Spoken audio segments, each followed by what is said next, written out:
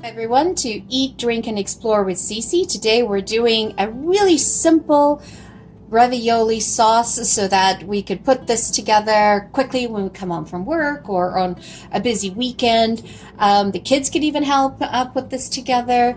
So one of the things that I'm always talking about is making sure that we have everything prepped before we get started. So now just putting things together on the stove is quite easy. So what we're going to do is we're going to make this yummy quick ravioli sauce, but it has a lot of flavor to it and a lot of depth. So what I'm doing is I'm heating up my pan. You can use any pan that you're looking for. I'm just using this cast iron pan, fairly easy. So what we're going to do is we're going to go ahead and add in 2 to 3 tablespoons of butter. You decide how much butter you would like to add.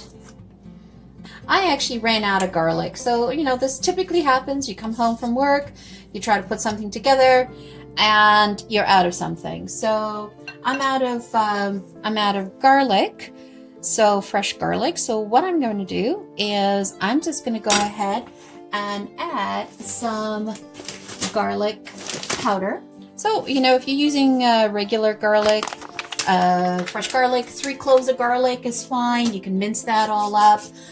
You can also use puree garlic in a jar. That's also very handy. I also always have that handy in the fridge, but I'm out. So what we're doing now is we're just going to melt the butter. And you want to just cook it down for about 2 minutes or so. And then what we're going to do is we're going to add in the flour. So I like to be prepared. I used to be one of those cooks who tried to learn how to cook. And I would be chopping and, you know, running into the kitchen cabinets, trying to find what I'm looking for. And just one thing after another, and I always ended up burning things. So one of the things that I have learned is I've learned about making sure that you have everything ready to go when you start to cook. So this way you don't burn anything. And what you want to do here is you want to cook the flour. It's nothing worse than biting into tasting a sauce where you have lumps of flour that hasn't been cooked through. So what we're doing is we're making a roux and just cook it in. I remember the very first time I heard the word roux, I was watching remember when the Food Network channel came out, and it was Emeril Lagasse who was teaching us all how to cook.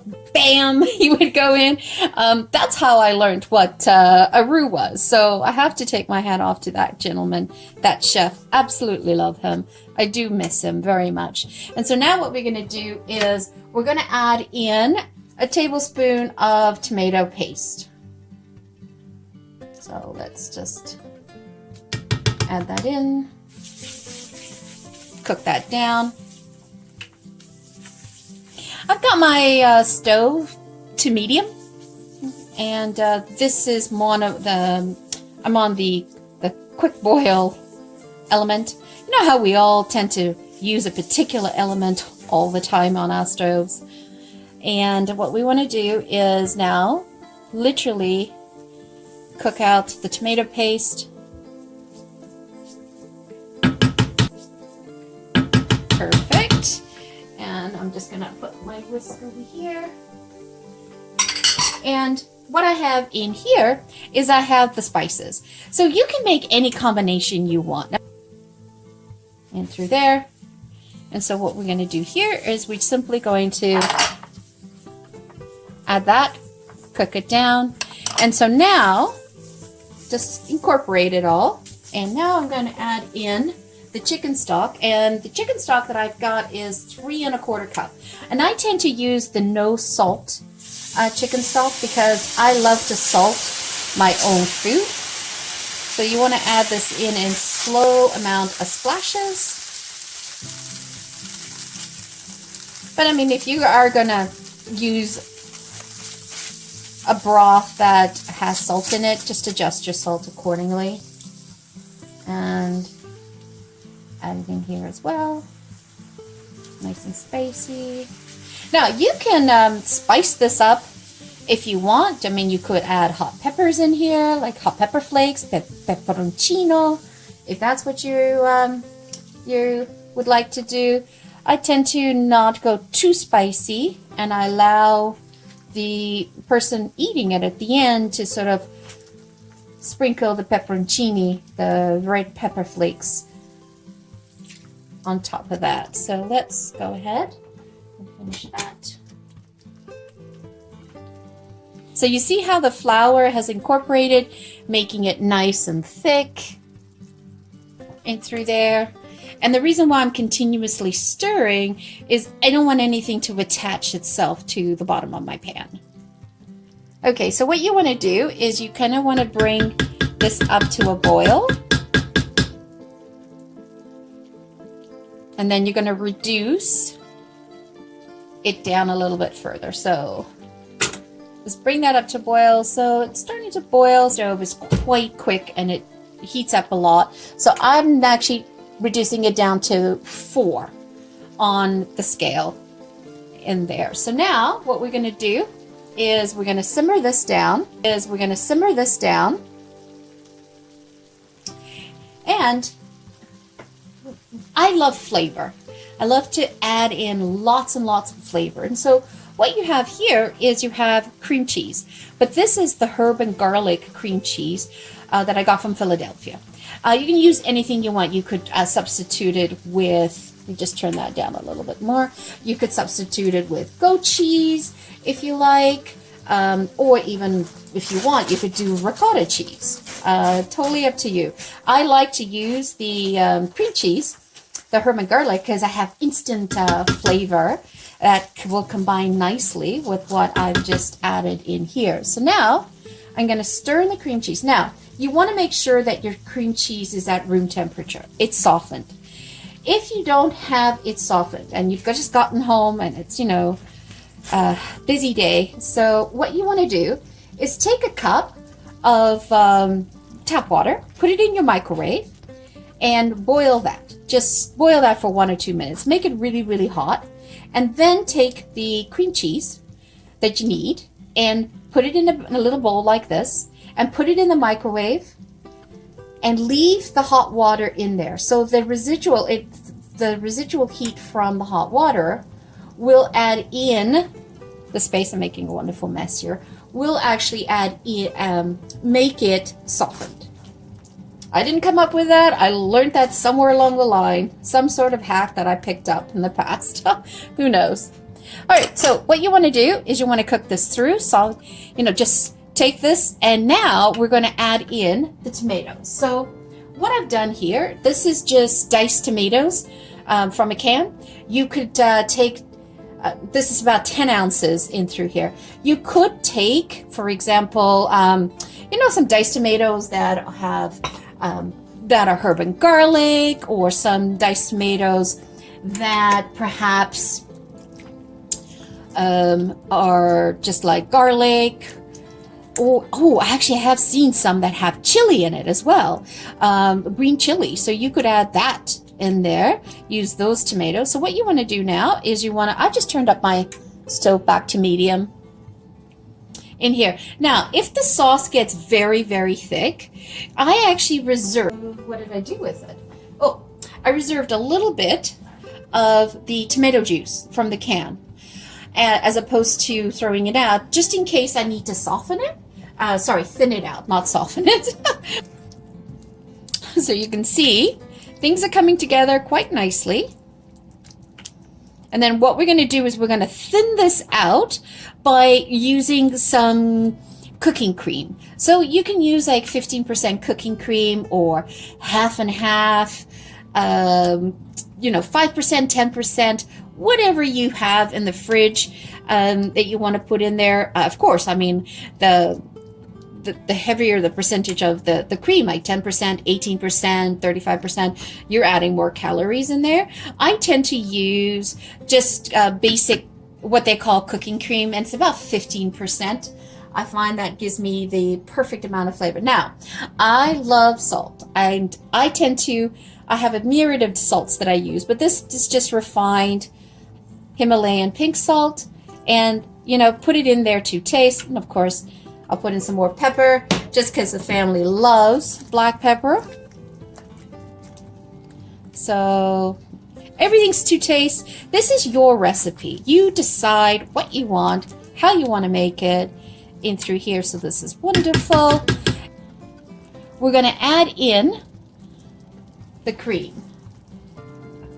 So let's go ahead, and then what we're going to do is we're going to slowly but surely stir this in. I like to do it on slow.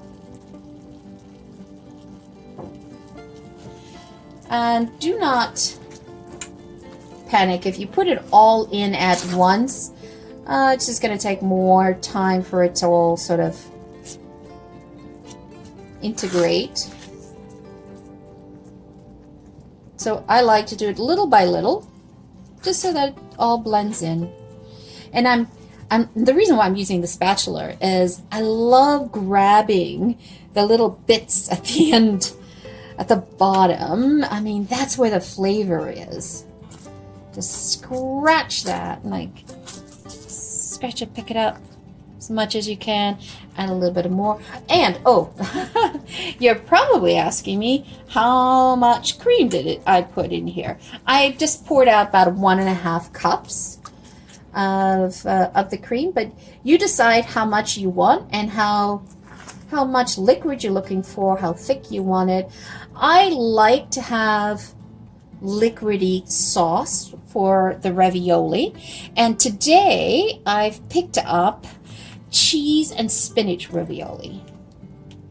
I do not make ravioli. It's way too much work.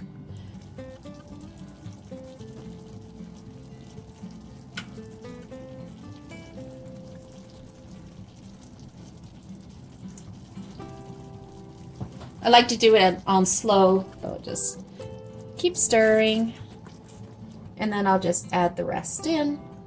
And of course I use my spatula just to pull that all out. Perfect.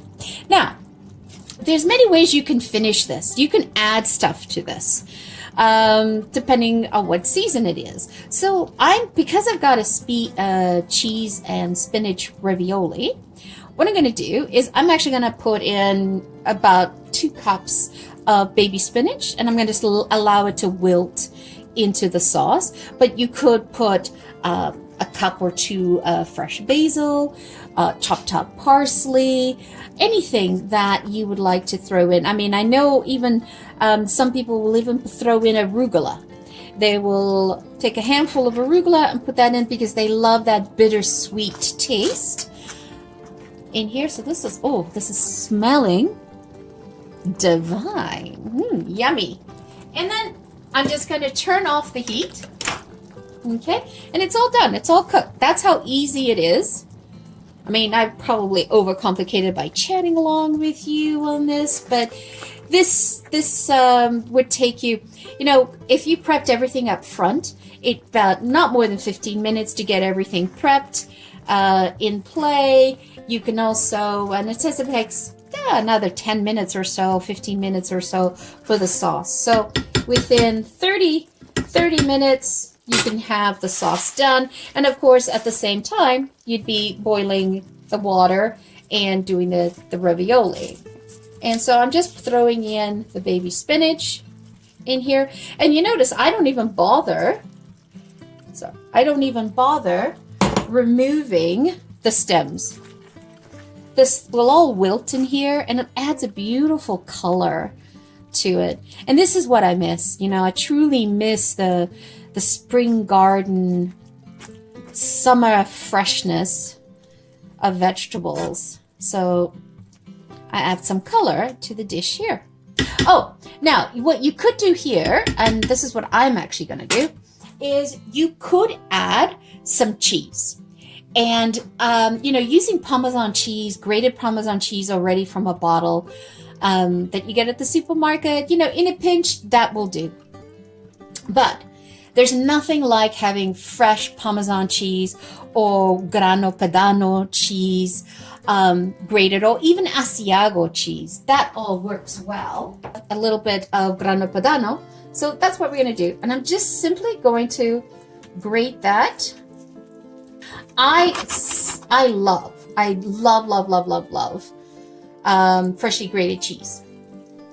It adds dimension to your sauce. It adds flavor. But especially grano padano to me, and I don't know, please, add some comments in there and let me know. But for me, grano padano, I have this wonderful nuttiness and this nutty flavor that I get when I eat it, and then when I grate it in here. Again, how much of that cheese you want to put in your sauce is totally up to you. And it is time. Some people watch their cheese count, their fat count. Some people watch they don't eat cheese, or animal products. So you could always replace this with plant-based cheeses in here. Just replace it. Same proportions. That would work well as well. Okay. All done. Let's do the ravioli.